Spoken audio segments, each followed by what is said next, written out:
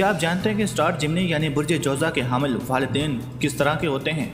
नहीं तो हम बताते हैं। जोज़ा वालिदैन अपनी तमाम तर कोताहियों के बावजूद अपनी औलाद को बेहद अजीज़ रखने वाले होते हैं, बेजा प्यार करने वाले और बच्चों पर बेजा पाबंदियों से गुरेज करने वाले। बच्चों को डांट डपट नहीं करते। जोज़ा माँ की गिरफ्त अपने बच्चों पर ज़्यादा मजबूत होती है।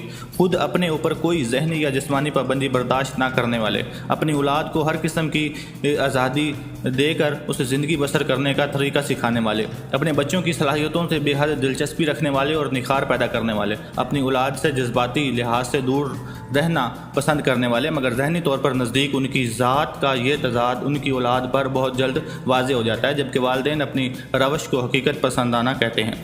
घर को पुरसकून रखकर बच्चों की तालीम व तरबियत के कायल, बच्चों से कम तर मफाद परस्त और जज्बों के साथ ताल्लुक़ बरकरार रखने वाले होते हैं।